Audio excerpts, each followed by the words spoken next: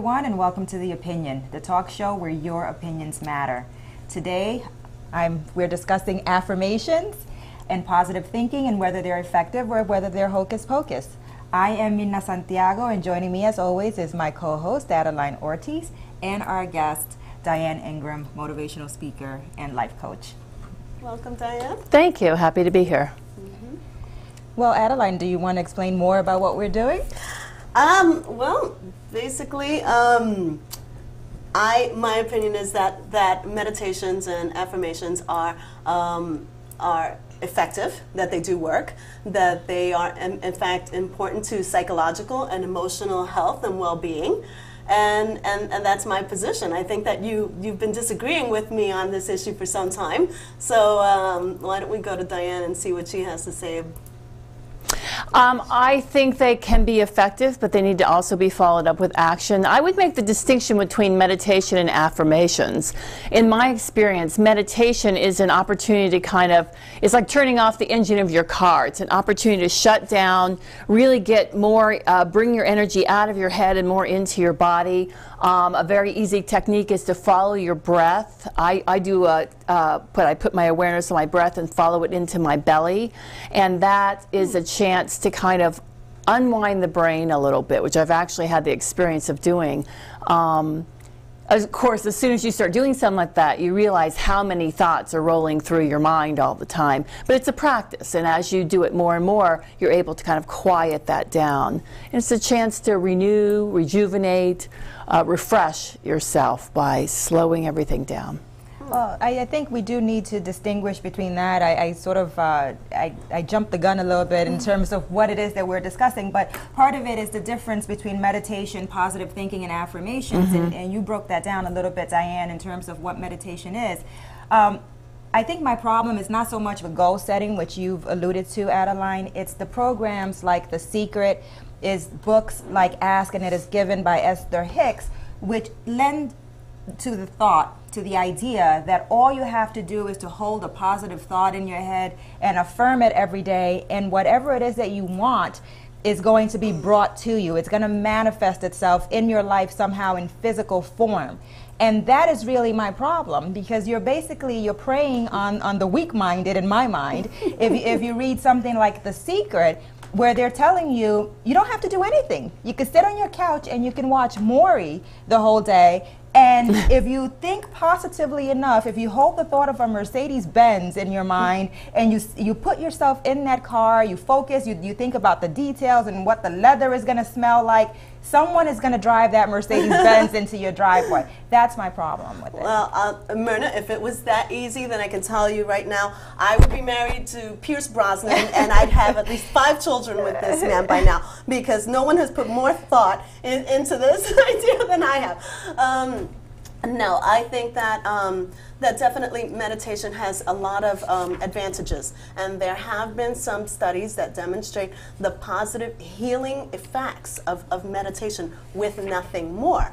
I wouldn't advocate meditation over modern science with respect to important health concerns, but I think that meditation without nothing more and some sort of positive thinking does lead you in the direction of those goals, at least clears that path for you to discover what your desires are and to help you to set goals and to move into the direction of those goals. And in fact, this year's National Crime Victims Conference, there was a presenter who spoke on the healing effects of yoga and meditation, and specifically the breathing exercises that are associated with both of those to help heal victims of serious and violent crimes. So there's certainly something to be said for positive thinking, meditation, breathing exercises, and to bringing sort of all of that into you to help raise your own awareness, look at yourself introspectively that way, and to help bring that clarity to you so that you do know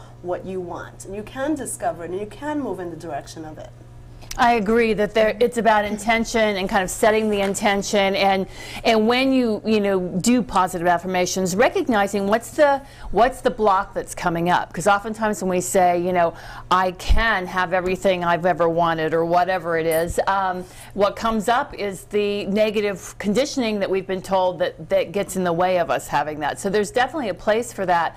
But to Mirna's point, I just want to say that my experience with clients is that a lot of people come to me really deflated after having read The Secret or listened to some of those principles, and feel like a failure because they haven't been able to manifest that Mercedes or whatever it is. And it's just so much more complex than that. There is what some people call divine intervention or divine idea, karma.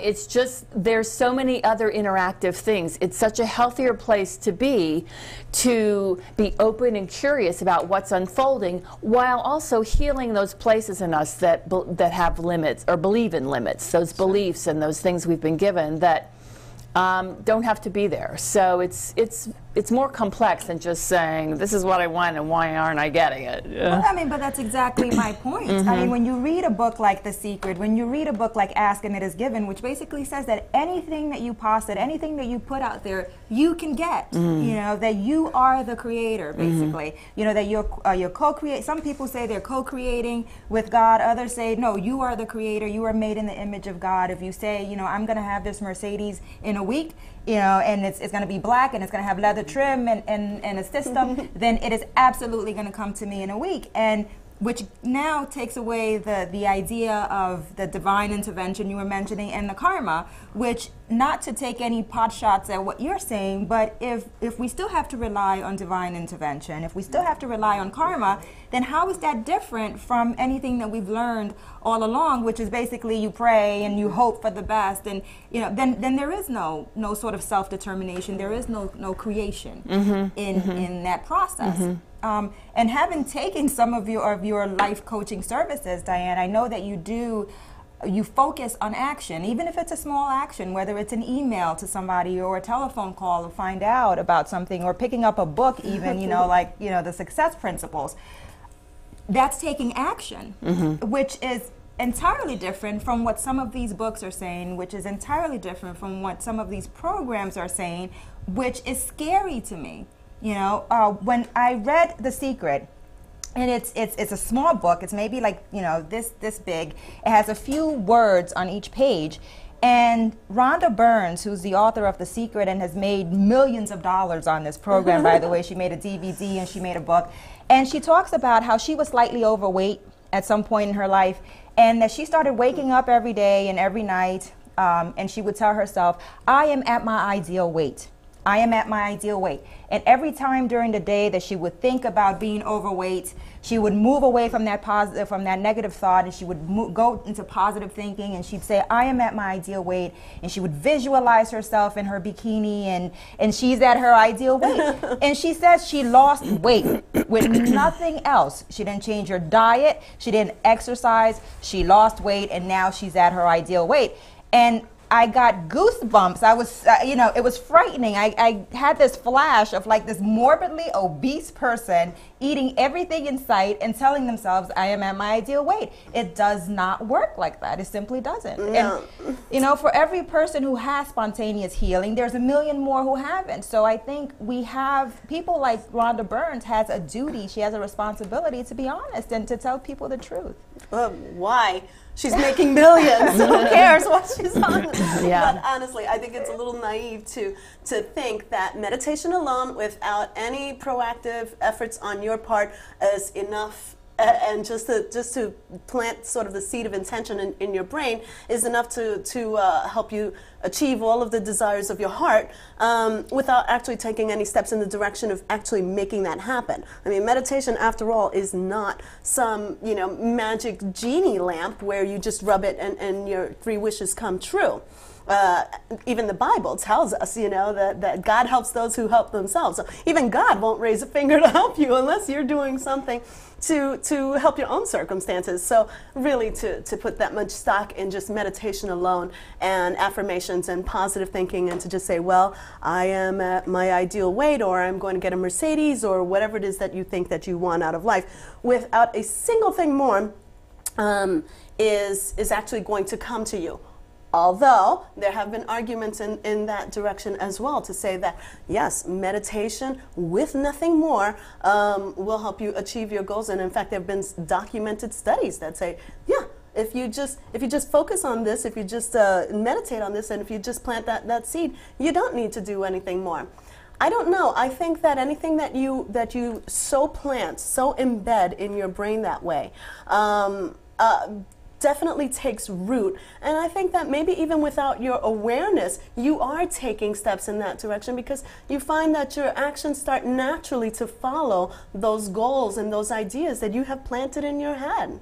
Absolutely. We make choices based on our beliefs, and we get results based on the choices we make. And so it's a circular thing. So the results we get reaffirm our beliefs. So the place to look is in our beliefs. And if you start affirming new beliefs, brain science shows that it actually creates new synaptic connections in your mind, new grooves in your mind. So there is some really statistically, scientifically proven evidence that works.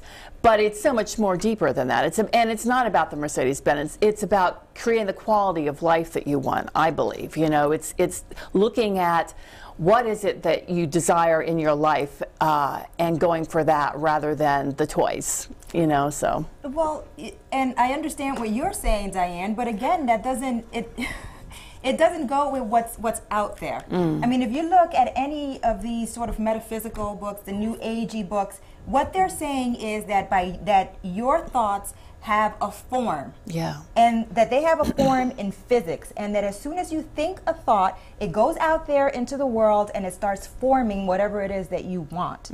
Okay? So yes, so they're basically saying that you can physically create that Mercedes. The same thing like in The Secret, when she talks about the fact that her sister wanted a car so badly, she wanted a new car, she didn't have any money and all this other stuff, and she started meditating and affirming this car, and she got a car within a couple of days. I mean, Rhonda Burns in This Secret, that's what she does. Story after story after story of these people who are creating these things out of thin air. So the way I see it is, if these people knew a secret, whether it's Rhonda Burns, whether it's James Arthur Ray, who was featured in The Secret, or any of these other people, they wouldn't have fallen on hard times. You know, James Arthur Ray is currently serving hard time in prison because someone died during one of his seminars, you know, that are based on The Secret. You have Iyanla Vanzant, who talks about affirmations and meditations.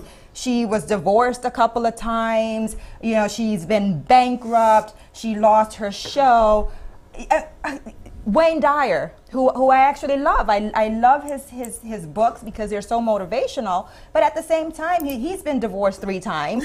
He's had, you know, heart surgery and heart attacks. He's had cancer. If you can affirm things, if you can tell yourself, and he says this, he actually says this, I've watched his programs on PBS where he says, I affirm every single day I am perfect health and I do not have any health issues. Google Wayne Dyer heart attack. You know, what are you doing? What are you putting out there? Well, Mirna, the reality is that sometimes bad things happen, you know, to good people, and people get sick, people get divorced, people's, you know, businesses fail, people file for bankruptcy. There's just absolutely no way that you can meditate away or affirm away the multitude of possibilities that could possibly arise with starting, owning, operating a business, or with respect to your health and so on. But you can absolutely control how you perceive these events in your life, how you deal with them, and so on. And again, there are documented benefits to meditation, but why don't we just break down what meditation actually is, and what it comes down to? It's more than just a positive thought. It's more than just an affirmation. There are breathing exercises that are associated with this, and with these breathing exercises, there's also a physiological response. Okay, there is that sort of release of that fight or flight, effect on the body, and it sends messages to your brain to actually take action. So when you're meditating, when you're doing these breathing exercises, you're also triggering a physiological response. You're sending a response to your brain that's telling your brain to, first of all, release that sort of stress that's holding you up, but in addition to that, to take some sort of action. So whether it is subconsciously or not, you are taking actions in the direction of the thing that you're feeding your brain, that message that you're sending to your brain, the thing that you're telling yourself that you want out of your life. So I don't believe that it's entirely true that meditation with absolutely nothing more will get you there. I think that meditation, that once you have planted that seed, that you are actually subconsciously taking the steps in the direction of the things that you have told yourself that you want out of life. Now, Diane, I was going to ask you that question in terms of your practice and your work. How do you bring in meditation, affirmation, and positive thinking in terms of your life coaching business and getting from point A to point B? Right. Well, meditation does actually. That's absolutely right. There's a physiological shift, and you shift into a deeper part of yourself, which kind of aligns you more with what are the deeper truths about who you are and what you want.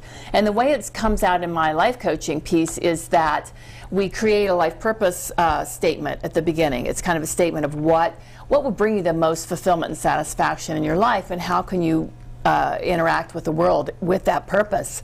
Then we create visions in all the life areas. If you were living life on purpose and it was just like the most on purpose you could possibly be, what would that look like? So there is a piece of visioning, and a lot of people have trouble with this because they don't do it very often. So there is a piece of like, wow, what could like the ultimate be like? But then we take it and we say, okay, if that's the ultimate, what are the steps you need to take to get there? And so they commit to various steps along the way and get them in writing. Now, as you're taking those steps, things come up, your blocks, the things that are in the way, the beliefs that are in the way of you thinking that you can actually get to that place, and then we process those. So it's a whole dynamic experience to get to where you want to be. It's just not a matter of saying, that's where I want to be, I'm going to close it and do some wishful thinking and meditating, and I'm going to get there. So Absolutely. Now, one of the things that I troll through the library and I find books, and I actually did find this one, and it's by Jack Canfield, and it's The Success Principles. And I was prepared to hate this book because this is the chicken soup for the soul guy, and I was like, oh my God, chicken soup for the soul. But he actually goes through a lot of the principles that you need for success, and he focuses on action. And he tells this really funny story about this one guy, and I thought it was very important. I thought it was funny because it kind of goes into what we're saying today, is that he tells a story about the guy, and this guy is going to church. And he goes to church every Sunday, and he gets down on his knees and he prays for months to win the lottery. He tells God, he's like, God, I'm a good person. If I win the lottery, I'm going to help the poor. I'm going to help the homeless. I'm going to help my family. You will be changing the world if you let me win the lottery. And he starts off, week 1 doing that, week 2, week 3, and months go by. And finally, after months and months, he gets down on his knees and he's like, dude, he's talking to God. He's like, dude, what's up with the lottery? I've been asking to win the lottery for months now. And then finally the skies part and there's a voice that comes out and God says, dude, if you bought a lottery ticket, I might be able to help you. And this is really what I'm talking about. People expect to win that lottery ticket but don't want to get off their butts to go out and buy it. So that's kind of where we are and where the secret is and asking it is given. And I would just hope that they would be a little more responsible because people really buy into it. People believe it. And I don't think it's fair, and they're preying on the weak-minded by doing that. Well, it's that whole idea of fast foods, spirituality in a way. I mean, everything people want it fast. And so it's if all I have to do is focus on this and say this, then maybe I can get what I want. And then unfortunately there's usually a collapse after that into, I didn't get it, I failed, I'm bad or whatever. So unfortunately life doesn't work that way most times. Things don't come that easily. And so well, I don't know that I would be so quick to discount that sort of spiritual and religious component. I think that people who meditate and people who buy into this meditation with nothing more, rather no physical action on my part is enough to help me to achieve my goals, that those are also the people who tend to have a religious component or a spiritual component tied into the meditation.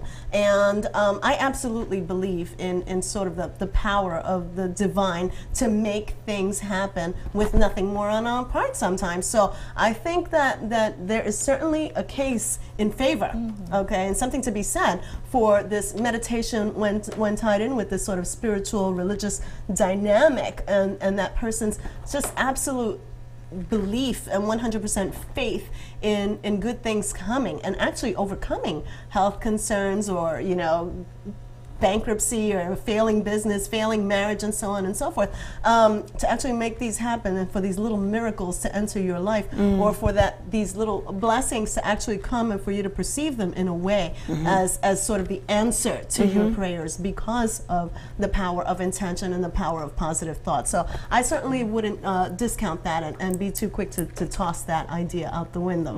Well, it's true that we've seen many examples. You know, you hear many stories of that happening with people. So I hold it as a possibility, but I think we have to do our work too. Absolutely. Yeah.